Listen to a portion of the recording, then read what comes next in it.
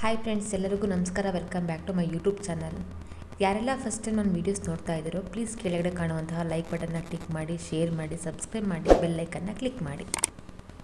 ತುಂಬ ಸರಳವಾಗಿ ಹೆಸರುಬೇಳೆ ಖೀರ್ ಹೇಗೆ ಮಾಡೋದು ಅಂತ ತೋರಿಸ್ತೀನಿ. ಈ ವಿಡಿಯೋನ ಕೊನೆಯ ತನಕ ಸ್ಕಿಪ್ ಮಾಡ್ದೇ ನೋಡಿ. ಒಂದು ಮುಕ್ಕಾಲು ಕಪ್ಪಷ್ಟು ಕಾಯಿ ತುರಿ ಅಂದರೆ ಹಸಿ ಕಾಯಿ ತುರಿ ತೊಗೊಂಡಿದ್ದೀನಿ. ಒಣಶುಂಠಿ 2 ಏಲಕ್ಕಿ ತೊಗೊಂಡಿದ್ದೀನಿ. ಇದನ್ನು ಮಿಕ್ಸಿ ಜಾರಿಗೆ ಹಾಕ್ಕೊಂಡ್ಬಿಟ್ಟು 4 ಬಾದಾಮಿ ಹಾಕ್ಕೊಂಡ್ಬಿಟ್ಟು ನುಣ್ಣಗೆ ರುಬ್ಕೊಳ್ಳಿ. ಬಾದಾಮಿ ಇದ್ದರೆ ಹಾಕ್ಕೊಳ್ಳಿ, ಇಲ್ಲಾಂದರೆ ಸ್ಕಿಪ್ ಮಾಡ್ಕೊಳ್ಳಿ. ಬಾದಾಮಿ ಪೌಡ್ರ್ ಬರುತ್ತಲ್ವ, ಅದನ್ನು ಕೂಡ ಸೇರಿಸ್ಕೊಬೋದು ನೀವು. ಈಗ ಒಂದು ಕುಕ್ಕರಿಗೆ ಸ್ವಲ್ಪ ಎಣ್ಣೆ ಹಾಕ್ಕೊಂಡ್ಬಿಟ್ಟು ಹೆಸರುಬೇಳೆನ ಹುರ್ಕೊಬೇಕು. ನೋಡಿ, ಈ ಥರ ಇದೆ ಅಲ್ವಾ ಹೆಸರುಬೇಳೆ. ಹುರ್ಕೊಂಡ್ಬಿಟ್ರೆ ಸಣ್ಣಕ್ಕಾಗ್ಬಿಡುತ್ತೆ ಹೆಸರುಬೇಳೆ. ನೀಟಾಗಿ ಫ್ರೈ ಮಾಡ್ಕೊಳ್ಳಿ. ಇದು ಹಸಿ ಸ್ಮೆಲ್ ಇರುತ್ತಲ್ವ, ಅದೆಲ್ಲ ಹೋಗ್ಬಿಡುತ್ತೆ ಹೆಸರುಬೇಳೆ ಸ್ಮೆಲ್ಲು. ನೋಡಿ, ಈ ಥರ ಹುರ್ಕೊಳ್ತಾ ಇದ್ದೀನಿ. 1 ಕಪ್ಪಷ್ಟು ಹೆಸರುಬೇಳೆ ತೊಗೊಂಡಿದ್ದೀನಿ. ನೋಡಿ, ಈ ಥರ ಆಗಿದೆ. ಹೆಸರುಬೇಳೆನ ಈ ರೀತಿ ಹುರ್ಕೊಂಡ್ರೆ ಪಾಯಸ ತುಂಬ ಟೇಸ್ಟಿಯಾಗಿರುತ್ತೆ. ಹಸಿ ಹೆಸರುಬೇಳೆನ ನೀರು ಕಾದ ತಕ್ಷಣ ಹಾಕ್ಕೊಂಡ್ಬಿಟ್ರೆ ಟೇಸ್ಟ್ ಇರಲ್ಲ ಪಾಯಸ. ನೋಡಿ, ಹಸಿ ಸ್ಮೆಲ್ಲೆಲ್ಲ ಹೋಗಬೇಕು, ಆ ರೀತಿ ಹುರ್ಕೊಳ್ಳಿ. ಹೆಸರುಬೇಳೆ ಫ್ರೈ ಆಗ್ತಾಯಿದೆ ಅನ್ನೋದಕ್ಕೋಸ್ಕರ ಅದು ಸ್ವಲ್ಪ ಬಣ್ಣ ಚೇಂಜ್ ಆಗುತ್ತೆ. ಆವಾಗ ನಮಗೆ ಗೊತ್ತಾಗುತ್ತೆ ಹೆಸರುಬೇಳೆ ಆಲ್ರೆಡಿ ಫ್ರೈ ಆಗಿದೆ ಅಂತ ಹೇಳಿಬಿಟ್ಟು. ನೋಡಿ, ಈ ರೀತಿ ಆಗ್ತಾಯಿದೆ. ನಾನೀಗ 1 ಕಪ್ಪಷ್ಟು ಹೆಸರುಬೇಳೆ ತೊಗೊಂಡಿದ್ದೀನಲ್ವ, ಈ ಪಾಯಸನ ಆರಾಮಾಗಿ ಒಂದು 5-6 ಜನ ಊಟ ಮಾಡ್ಕೊಬೋದು. ಆ ರೀತಿ ಇರುತ್ತೆ ಪಾಯಸ. ಮನೆಯಲ್ಲಿ ಗೆಸ್ಟ್ ಯಾರಾದರೂ ಬಂದಾಗ ಇಮ್ಮಿಡಿಯೇಟಾಗಿ ಈ ಥರ ಹೆಸರುಬೇಳೆ ಖೀರ್ ಮಾಡಿಕೊಡಿ, ತುಂಬ ಇಷ್ಟಪಟ್ಟು ಕುಡಿತಾರೆ. ನೋಡಿ, ಈ ರೀತಿ ಆಗಿದೆ ಅಲ್ವಾ. ಈಗ ಇದಕ್ಕೆ ನಾನು 2 ಕಪ್ಪಷ್ಟು ನೀರು ಸೇರಿಸ್ಕೊಳ್ತಾ ಇದ್ದೀನಿ. 1 ಕಪ್ಪು ಹೆಸರುಬೇಳೆಗೆ 2 ಕಪ್ಪಷ್ಟು ನೀರು. ಇದೇ ಅಳತೆಯಲ್ಲಿ ಮಾಡಿ, ತುಂಬ ಚೆನ್ನಾಗಿರುತ್ತೆ ಪಾಯಸ. ಈಗ ಇದಕ್ಕೆ ನಾನು 4 ಕಲ್ಲಷ್ಟು ದೊಡ್ಡ ಉಪ್ಪು ಹಳ್ಳಿ ಇರುತ್ತಲ್ವ, ಅದನ್ನು ಸೇರಿಸ್ಕೊಳ್ತಾ ಇದ್ದೀನಿ. ಸಣ್ಣ ಉಪ್ಪಿನಕ್ಕಿಂತ ದೊಡ್ಡ ಉಪ್ಪು ತೊಗೊಂಡ್ಬಿಟ್ರೆ ನಮಗೆ ಚೆನ್ನಾಗಿ ಗೊತ್ತಾಗುತ್ತೆ ಎಷ್ಟು ಹಾಕಬೇಕು ಅಂತ ಹೇಳಿಬಿಟ್ಟು. ನೋಡಿ, ಇಷ್ಟು ತೊಗೊಂಡಿದ್ದೀನಿ ನಾನು. ಈಗ ಇದನ್ನ ನೀಟಾಗಿ ಲಿಡ್ನ ಕ್ಲೋಸ್ ಮಾಡ್ಕೊಂಬಿಟ್ಟು 2 ವಿಸಿಲ್ ಹಾಕ್ಸ್ಕೊಳ್ಳಿ. 2 ವಿಸಿಲ್ ಹಾಕ್ಸ್ಕೊಂಬಿಟ್ಟು ನುಣ್ಣಗೆ ಬೆಂದಿರುತ್ತಲ್ವ ಬೇಳೆ, ನಾವು ಕೈಯಲ್ಲಿ ಅನ್ಬೇಕಾದ್ರೆ ನೀಟಾಗಿ ಸ್ಮ್ಯಾಶ್ ಆಗಬೇಕು. ಆ ರೀತಿ ಇರಬೇಕು ಬೇಳೆ. ಈಗ ಆಲ್ರೆಡಿ 2 ವಿಸಿಲ್ ಆಗಿದೆ. ನಾನೀಗ ತೋರಿಸ್ತೀನಿ ನೋಡಿ ಯಾವ ರೀತಿ ಬೆಂದಿದೆ ಬೇಳೆ ಅಂತ ಹೇಳಿಬಿಟ್ಟು. ಈಗ ವಿಸಿಲ್ ಆಗಿದೆ ಅಲ್ವಾ, ಸ್ವಲ್ಪ ಗಾಳಿ ಬಿಟ್ಕೊಂಡ್ಬಿಟ್ಟು ಈಗ ನೋಡಿ ಎಷ್ಟು ನೀಟಾಗಿ ಬೆಂದಿದೆ. ನೋಡಿ, ಕಾಳು ಎಷ್ಟು ಚೆನ್ನಾಗಿ ಕಾಣಿಸ್ತಾ ಇದೆ ಹೆಸರುಬೇಳೆದು. ಈಗ ಸ್ಪೂನ್ ತೊಗೊಂಬಿಟ್ಟು ನೀಟಾಗಿ ಮಿಕ್ಸ್ ಮಾಡ್ಕೊಳ್ಳಿ. ಇದಕ್ಕೆ ಇನ್ನೂ ನೀರು ಬೇಕು ಪಾಯಸಕ್ಕೆ. ನಾನು ನಿಮಗೆ ತೋರಿಸ್ತೀನಿ ಫುಲ್ಲು ಯಾವ ಥರ ಮಾಡ್ಕೊಬೇಕು ಪಾಯಸ ಅಂತ ಹೇಳಿಬಿಟ್ಟು. ನೋಡಿ, ಎಷ್ಟು ನೀಟಾಗಿ ಆಗಿದೆ. ಕೈಯಲ್ಲಿ ಹಿಂಗಂದರೆ ನೀಟಾಗಿ ಬೆಂದಿರಬೇಕು. ಓಕೆನಾ. ಈಗ ಬಂದ್ಬಿಟ್ಟು 1 ಸ್ಪೂನಷ್ಟು ತುಪ್ಪ ಹಾಕ್ಕೊಂಡಿದ್ದೀನಿ ಅಷ್ಟೇ, ಜಾಸ್ತಿ ಹಾಕ್ಕೊಂಡಿಲ್ಲ. ಈಗ ಅದಕ್ಕೆ ಡ್ರೈ ಫ್ರೂಟ್ಸ್ನೆಲ್ಲ ಹುರ್ಕೊಳ್ತಾ ಇದ್ದೀನಿ. ದ್ರಾಕ್ಷಿ, ಗೋಡಂಬಿ ಸ್ವಲ್ಪ ಕಡಿಮೆ ಇತ್ತು ಅಂತ ಹೇಳಿಬಿಟ್ಟು ಸ್ವಲ್ಪನೇ ಹಾಕ್ಕೊಂಡಿದ್ದೀನಿ, 2. ಈಗ ನೀಟಾಗಿ ಫ್ರೈ ಮಾಡ್ಕೊಂಡ್ಬಿಟ್ಟು ಇದನ್ನು ಒಂದು ಪ್ಲೇಟಿಗೆ ಎತ್ತಿಟ್ಕೊಬೇಕು. ನೋಡಿ, ಎಷ್ಟು ನೀಟಾಗಿದೆ. ಈಗ ಇದಕ್ಕೆ ಅಂದರೆ ಪಾಯಸಕ್ಕೆ ಒಗ್ಗರಣೆ ಕೊಡ್ತಾಯಿದ್ದೀನಿ ನಾನೀಗ. ನೋಡಿ, ಈ ರೀತಿ ಚೆನ್ನಾಗಿ ಫ್ರೈ ಮಾಡ್ಕೊಳ್ಳಿ. ಅಂದರೆ ಸ್ಪೂನಲ್ಲಿ ಈ ಥರ ತಿರುಗಿಸ್ತಾನೆ ಇರಬೇಕು, ಇಲ್ಲಾಂದರೆ ಸೀದೋಗ್ಬಿಡುತ್ತೆ, ಅದಕ್ಕೋಸ್ಕರ. ಈಗ ಅದೆಲ್ಲ ಆಗಿದೆ ಅಲ್ವಾ, ಇದನ್ನು ಒಂದು ಪ್ಲೇಟಿಗೆ ಸರ್ವ್ ಮಾಡ್ಕೊಳ್ತಾ ಇದ್ದೀನಿ.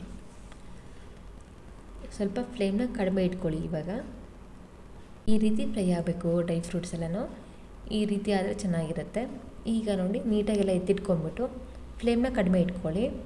ಈಗ ಇದಕ್ಕೇ ನಾವು ಇದೇ ಬಾಂಟಿಗೆ ಹೆಸರುಬೇಳೆ ಏನು ಬೆಂದಿರುತ್ತೋ ಅದನ್ನು ಕೂಡ ಸೇರಿಸ್ಕೊಳ್ತಾ ಇದ್ದೀನಿ.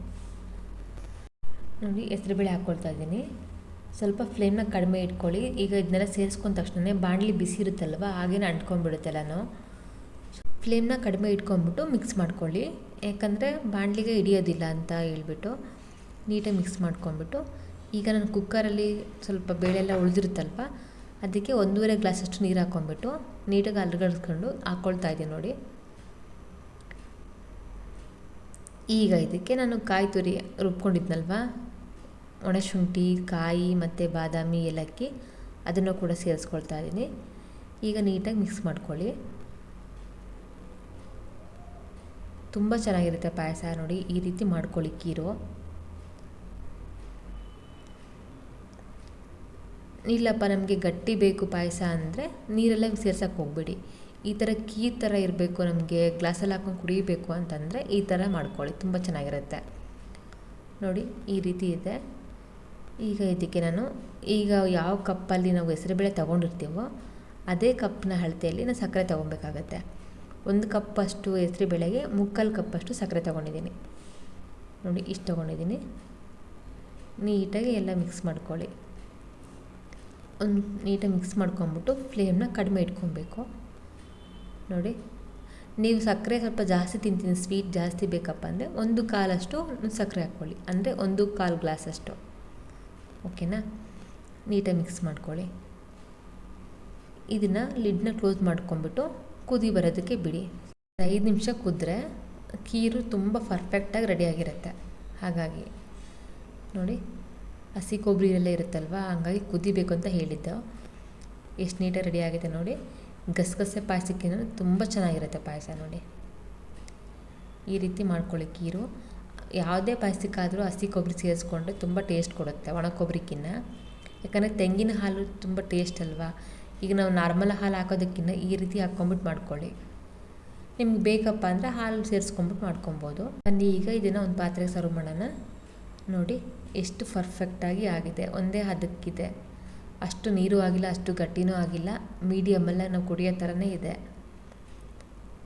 ಎಷ್ಟು ಪರ್ಫೆಕ್ಟಾಗಿ ಆಗಿದೆ ಅಲ್ವಾ. ಈಗ ಇದನ್ನು ಒಂದು ಗ್ಲಾಸಿಗೆ ಸರ್ವ್ ಮಾಡ್ಕೊಂಬಿಡಿ. ತುಂಬ ಟೇಸ್ಟಿಯಾಗಿದೆ ನೋಡಿ. ನಾನು ಹೇಳಿದ ಪ್ರಕಾರ ಮಾಡ್ಕೊಳ್ಳಿ, ಟೇಸ್ಟಿಯಾಗಿ.